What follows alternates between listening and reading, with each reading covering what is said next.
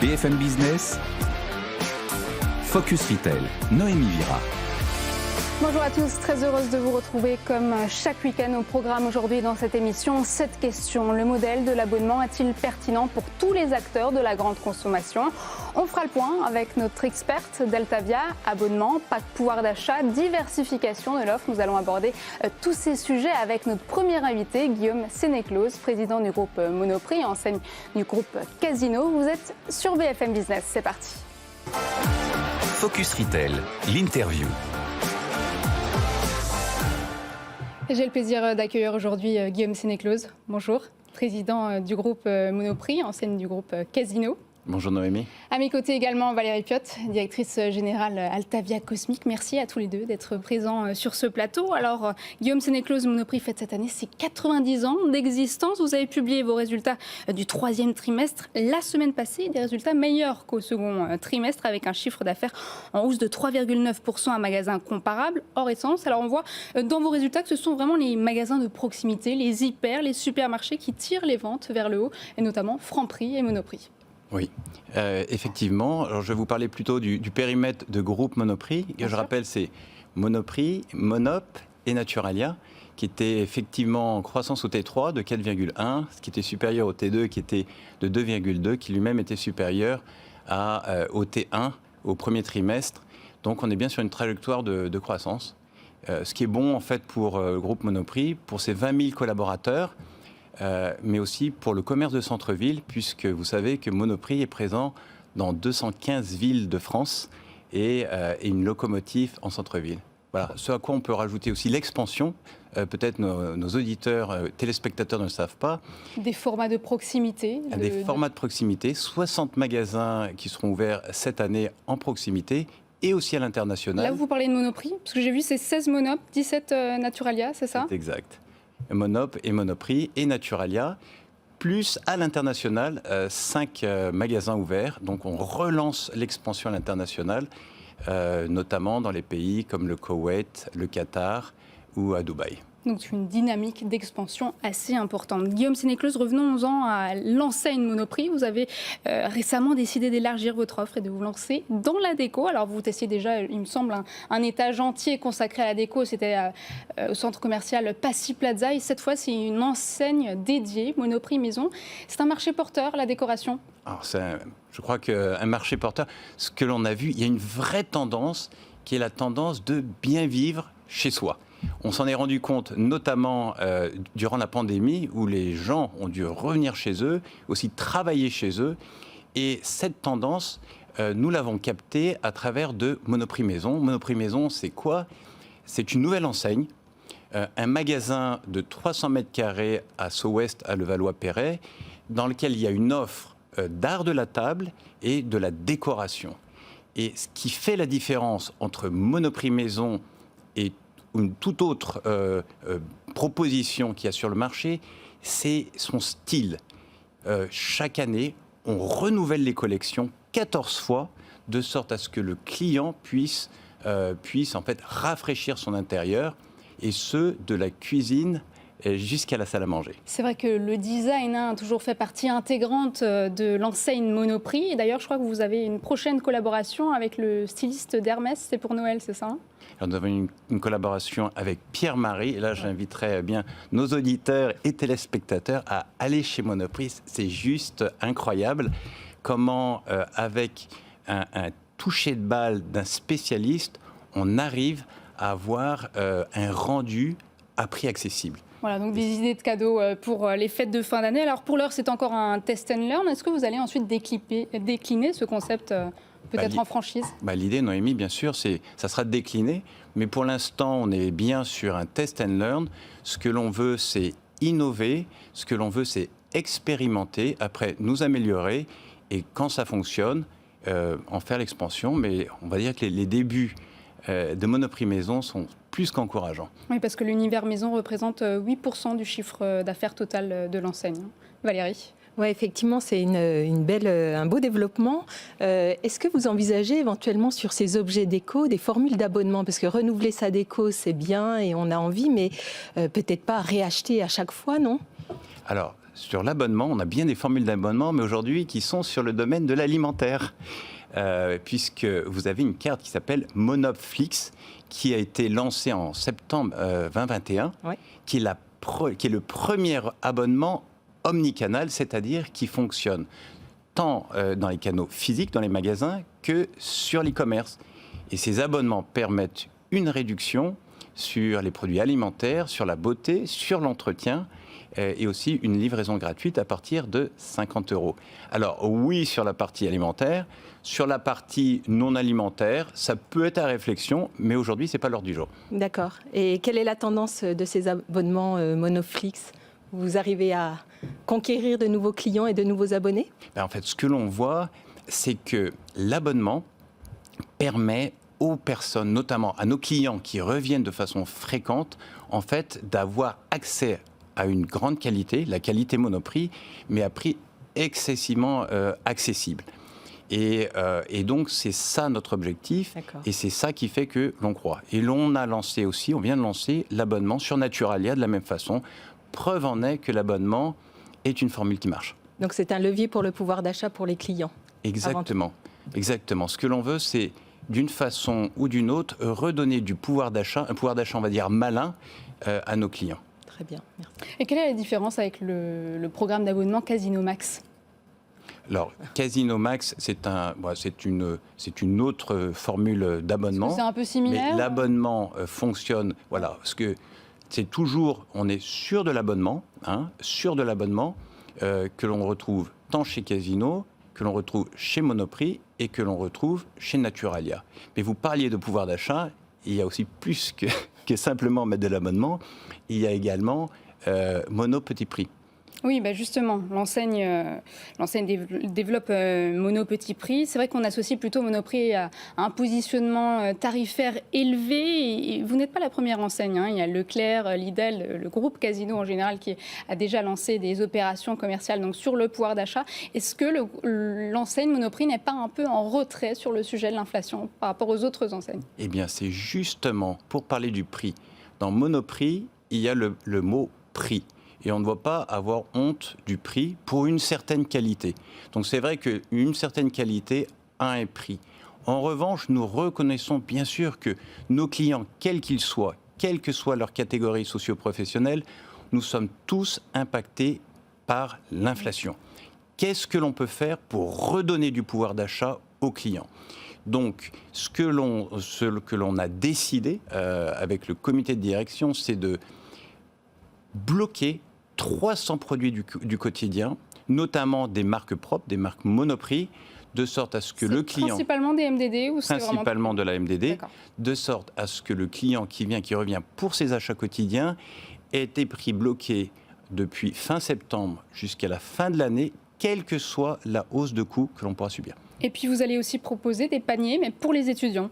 Exactement. Aussi des paniers pour les étudiants, de sorte à pouvoir bien adresser l'ensemble de la population. Donc vous voyez bien que sur le front du pouvoir d'achat, nous avons cette opération Mono Petit Prix et nous avons également l'abonnement avec 10% de remise sur les produits alimentaires de beauté et d'entretien pour tous les clients qui veulent la qualité Monoprix, mais avec l'abonnement.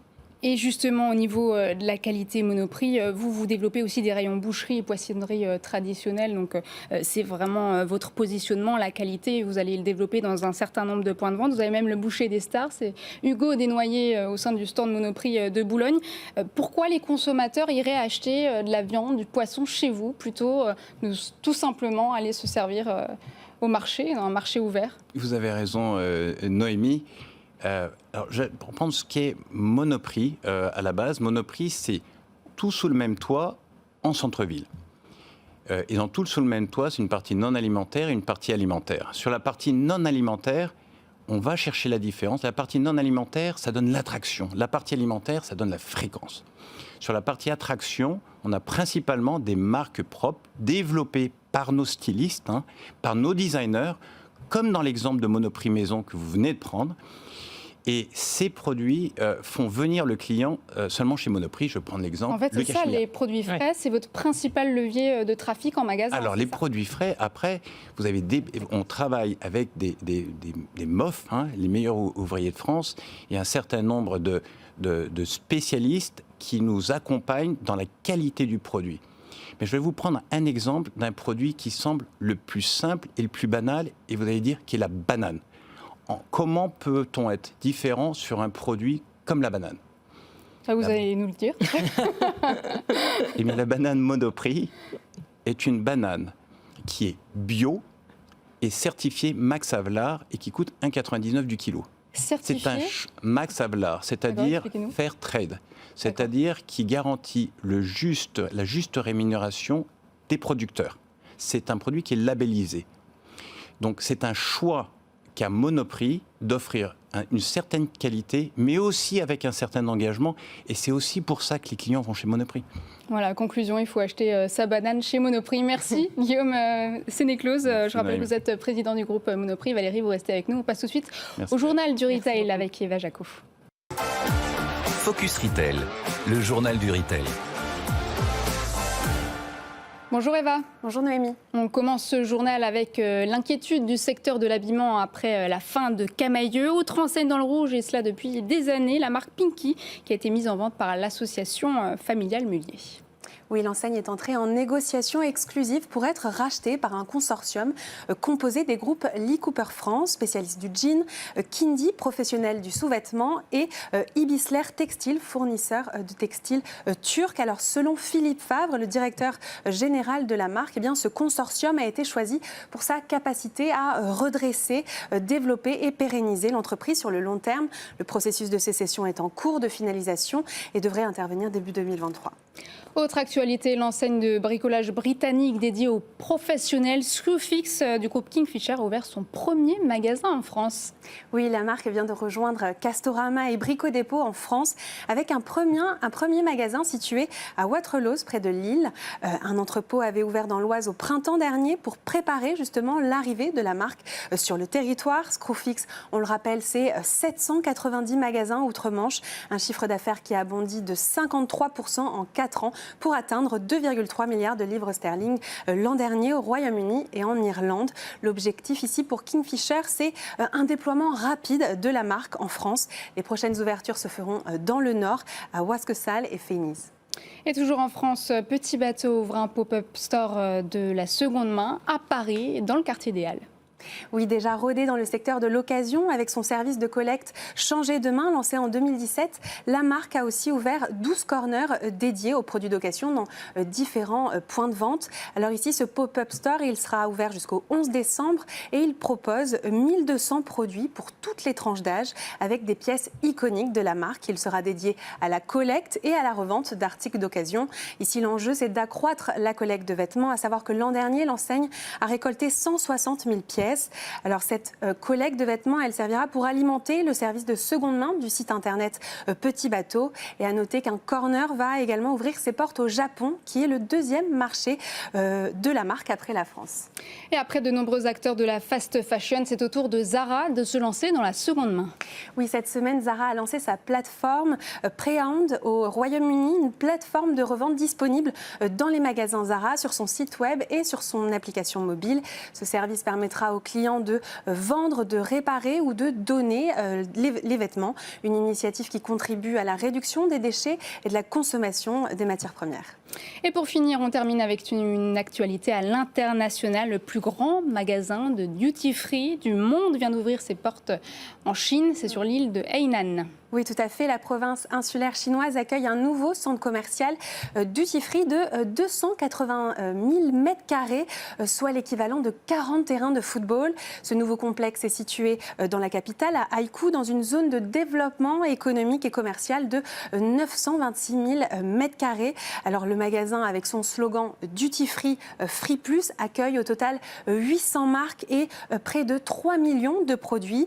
Les boutiques de parfums se concentreront se concentre sur un étage de 3000 m² et les magasins de luxe sur 4000 m². Alors, on le rappelle, pour les non-résidents, l'ensemble des achats est actuellement détaxé. Il est permis d'acheter pour 13 000 € de produits détaxés par an. Merci Eva Jacot. Tout de suite, le focus, on va parler des abonnements, dernière stratégie des enseignes pour fidéliser les consommateurs. Focus Retail, le focus. Le focus sur BFM Business avec Valérie Piotte, directrice générale d'Altavia Cosmic. Alors on s'abonne à tout aujourd'hui, à Netflix, à la salle de sport, au supermarché. Que diriez-vous de payer 35 € par mois pour déjeuner tous les jours chez Delarte ? Effectivement, l'enseigne vient de lancer cet abonnement un peu improbable puisque pour 35 €, je vais pouvoir aller manger des pâtes et des pizzas tous les jours. Tous les jours. Alors, on peut se dire que d'un point de vue équilibré alimentaire, c'est pas super, mais on comprend pourquoi l'enseigne lance cette offre-là. En effet, la restauration n'a pas retrouvé son trafic d'avant Covid.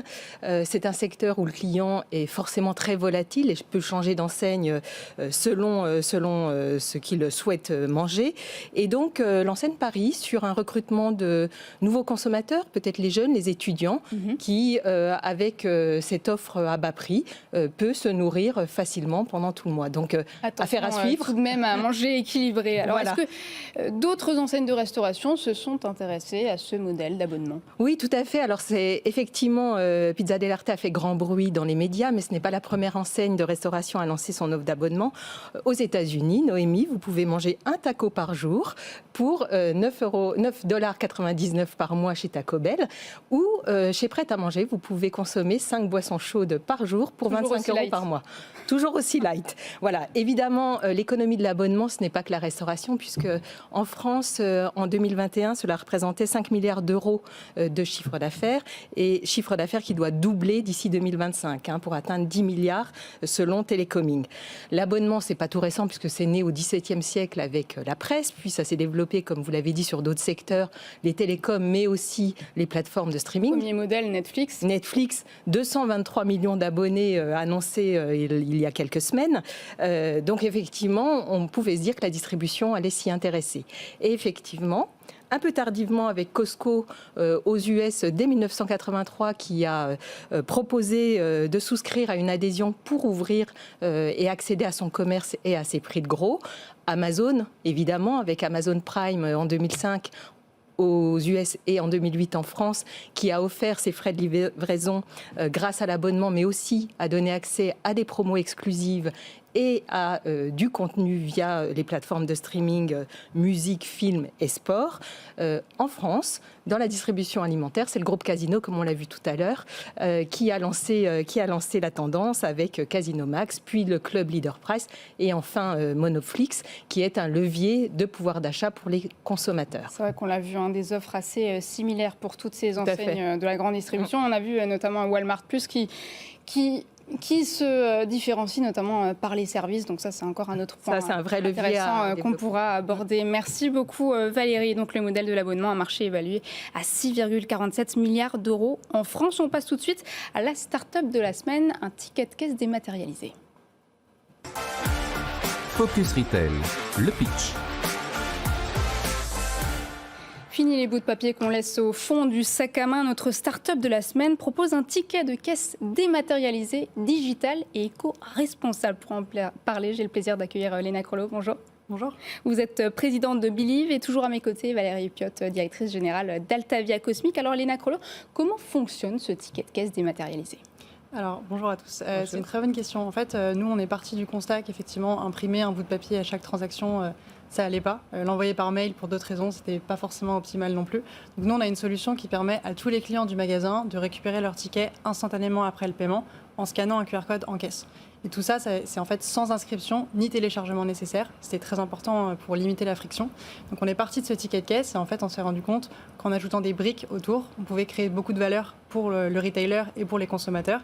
Donc aujourd'hui on est la seule solution qui centralise la récupération de tickets de caisse, la fidélité automatisée avec l'embasement, la collecte d'avis clients et la communication à travers un ticket qui est complètement personnalisable. Et donc tout ça à travers le même geste qui est le scan de QR code. Donc, on imprime un ticket de caisse différent à chaque transaction. Là, c'est le même QR code à chaque fois ou c'est des QR codes différents Alors, on s'adapte en fonction des installations en magasin. On peut afficher le QR code sur différents supports. Donc, il y a différentes solutions, mais l'idée, c'est que quand quelqu'un scanne le QR code après avoir payé, elle ait de toute façon le ticket qui correspond à son achat. C'est vrai qu'on peut dire que vous avez eu du flair parce que les tickets de caisse sont dans le viseur de la loi anti-gaspillage qui s'appliquera à partir du 1er janvier 2023. C'est-à-dire qu'ils ne seront plus distribués dans les surfaces de vente, sauf demande contraire du client, ce qui veut dire que les retailers doivent aussi s'équiper. Est-ce que vous vous adaptez à tout système de caisse, à toute catégorie de clients ? Oui, en fait, l'intérêt du QR code, c'est que non seulement ça s'adapte dans tout type de magasin, mais aussi à l'international. On peut mettre un QR code à l'autre bout du monde, ça marchera tout autant. Donc l'idée, c'est qu'en fait, notre but, c'est de trouver la solution la plus universelle possible, qu'il n'y ait pas besoin de créer un compte, qu'il n'y ait pas besoin d'une certaine appli, d'une certaine banque ou quoi que ce soit. Donc on n'a pas besoin de donner son email. Non, pas besoin. Donc l'enseigne ne collecte pas la data, mais vous la collectez en revanche ? Alors en fait, pour récupérer le ticket, notre promesse, c'est de ne pas demander de mail. En fait, l'alternative facile aujourd'hui, c'est d'envoyer un ticket par email. Le problème, et notamment UFC Que Choisir, qui est une des associations de consommateurs, c'est vivement on va dire remonter contre cette mesure-là, parce que du coup, on est en train d'échanger un droit qui est de savoir ce qu'on a acheté contre une donnée personnelle qui va être en plus généralement utilisée derrière de manière très floue en termes de consentement RGPD. Donc nous, notre promesse, c'est vraiment de ne pas obliger à donner un email pour récupérer le ticket, mais derrière, d'emmener en fait vers le parcours consommateur de fidélité et de valeur que le retailer peut apporter directement au consommateur, et donc l'emmener d'une manière beaucoup plus ludique, et derrière éventuellement créer un compte de fidélité via Believe. Et est-ce que vous pensez que le consommateur va faire cet effort de flasher le QR code pour pouvoir retirer son ticket de caisse, alors qu'aujourd'hui, effectivement, soit on lui donne encore en papier, soit il est envoyé par mail, donc il n'a aucun effort à faire? Alors, c'est une très bonne question. Avec la loi, le ticket, de toute façon, ne sera plus imprimé. Donc, a priori, le papier ne sera plus l'alternative numéro 1. Pour l'email, ça veut dire que la personne qui arrive pour la première fois va devoir donner son email. Donc, ça prend beaucoup de temps en caisse. Il y a aussi des taux d'erreur assez incroyables en termes de quand on prend des notes du mail. Donc, l'idée, en fait, c'est que les gens, de plus en plus, sont sollicités et ne veulent plus donner leur mail parce qu'ils savent très bien que derrière, ils vont se faire spammer. Donc, en fait, les gens sont beaucoup plus enclins à donner, à scanner un QR code sans donner d'email. Et en fait, on a remarqué quelque chose qui n'était pas forcément prévu, que ça devient très ludique et c'est presque un jeu pour les gens, parce que c'est presque magique en fait de scanner un QR code et de se dire comment il m'a trouvé, c'est mon ticket.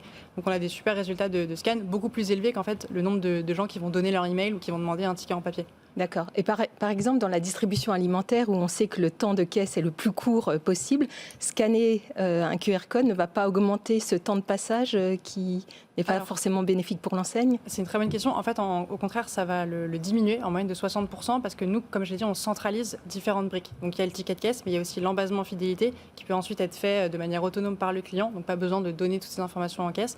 Et il y a la collecte d'avis client. Et ça, en fait, aujourd'hui, par exemple, dans certaines enseignes, ils vont mettre des QR codes en caisse pour que la personne scanne et laisse un avis. Mais la personne n'a aucun intérêt à scanner juste pour laisser un avis, sauf si elle a vraiment passé un mauvais moment. Là, l'idée, c'est de tout centraliser. Donc, en fait, quand on prend toutes les briques, ça diminue d'en moyenne 60% le temps de passage en caisse. Vous avez déployé une innovation à Station F ? Oui, alors on est effectivement incubé à Station F, actuellement dans le programme de Cégide. Mais donc aujourd'hui, on est déployé dans plus de 250 clients. On a déployé effectivement notre tout premier client, c'était Anticafé à Station F. Combien d'enseignes vous avez converties aujourd'hui ? Alors là, plus de 250. Donc ça fait quelques mois qu'on commercialise. On a tout type d'industrie. On a par exemple des chaînes de bijoux comme Atelier de Famille. On a de la food. On a une chaîne de coffee shop, de déco. Il y a tout. Et là, on est en train de signer notre premier grand compte qu'on va annoncer très prochainement. Donc on est très contents. Et on est en discussion avec une dizaine d'acteurs de la grande distribution. Et combien ça coûte de mettre en place ce service de tickets dématérialisés dans les enseignes ? Alors ça dépend forcément entre un tout petit commerçant et une grande chaîne, c'est différent. Nous, on commence à partir de 29 € par mois pour un commerçant indépendant unique. Et ensuite, c'est évidemment dégressif en fonction du nombre de caisses. À partir de 1000, 2000, 3000 caisses, évidemment, c'est pas 30 € par caisse. Donc c'est largement dégressif pour les grandes enseignes. C'est vrai que c'est assez fort, parce que vous avez créé votre start-up en mai dernier. Vous avez déjà annoncé une levée de fonds, 1,3 million d'euros. À quoi vont servir ces fonds ? Alors principalement, c'est construire une équipe, donc principalement sales et tech. Donc du recrutement, voilà, principalement. Donc l'équipe qu'on a aujourd'hui, on est 13, donc on est passé de 3 à 13 en 6 mois, donc c'était une belle réussite et voilà, on est tous prêts pour avancer le plus vite possible. Merci beaucoup Léna Crollo d'avoir été avec nous sur le plateau de BFM Business. Je rappelle que vous êtes présidente de Believe. Vous restez avec moi Valérie, on passe tout de suite aux chiffres de la semaine. Focus Retail, le chiffre de la semaine. Le chiffre avec Valérie Piotte, directrice générale d'Altavia Cosmic. Alors on vient de le voir, les enseignes peuvent réduire leur empreinte carbone avec des solutions innovantes comme le ticket de caisse dématérialisé. Idée qui séduit plutôt les consommateurs. Parlons maintenant du e-commerce. Comment les Français peuvent-ils réduire leur empreinte carbone en achetant en ligne ? Alors, avant de réduire, il faut prendre conscience que effectivement, une commande en ligne a un impact CO2, et notamment sur les livraisons. Et c'est là où le dernier chiffre de l'étude OpinionWay pour l'ACC Marketing Service, qui vient d'être publié, nous explique que 55% des Français sont prêts à renoncer à une livraison rapide par souci écologique. Ce qui est plutôt intéressant. On se dit bravo. C'est intéressant, mais c'est un paradoxe aussi quand on voit les progrès technologiques des enseignes en la matière. On l'a vu tout récemment avec Carrefour et son option de livraison dans le réfrigérateur. Donc, effectivement, on peut se dire, est-ce que c'est la mort du quick commerce ? Non, je ne crois pas encore, parce que déjà, ils ne sont que 55% prêts à le faire, mais pas forcément qu'ils le font, et il y en a encore 45% à convaincre. D'ailleurs, c'est tout le paradoxe de ces Français qui ont une vraie prise de conscience de leur impact environnemental, mais en parallèle ne font pas forcément tous les efforts pour pouvoir réduire leur impact CO2. 22% par exemple des Français seulement sont prêts à renoncer à la livraison à domicile. Et là, c'est peu, puisqu'on sait que c'est la livraison à domicile qui impacte le plus dans les modes de livraison. Et justement, quel est le rôle des enseignes dans cette transition vers une consommation plus raisonnée, plus réfléchie ? Alors les enseignes, déjà, elles doivent travailler leur mode de livraison. C'est par exemple Auchan qui se connecte à la plateforme Whoop pour réduire son impact carbone au niveau des livraisons, en faisant travailler des acteurs ultra-locaux, aussi en prenant des flottes décarbonées et en optimisant les trajets. Mais le vrai levier pour les enseignes, c'est d'informer et de faire la pédagogie aux clients. Par exemple, Fnac Darty, aujourd'hui, informe les clients sur l'impact carbone de tout leur mode de livraison. Et quand on sait que 70% de plus d'impact carbone sont émis quand on fait une livraison à domicile versus un click and collect, on peut se dire que les Français vont changer sans doute leurs habitudes. Mais est-ce que ce n'est pas aussi un argument commercial pour mettre en avant les autres circuits, mettre en avant l'omnicanalité, le click and collect, le drive ? C'est un avantage pour ces enseignes qui ont effectivement plusieurs points de contact marchands et qui offrent une palette de services aux clients. Et c'est un vrai levier, argument commercial, mais également argument environnemental, que de privilégier la livraison en magasin, qui peut servir l'environnement, mais aussi le trafic. Voilà, donc l'heure à la sobriété et à la responsabilisation des consommateurs. Merci beaucoup Valérie Piotte, directrice générale d'Altavia Cosmic. C'est ici qu'on se quitte. Excellente fin de semaine à vous. On se retrouve lundi dans Good Morning Business. Focus Retail, la distribution de demain s'invente aujourd'hui.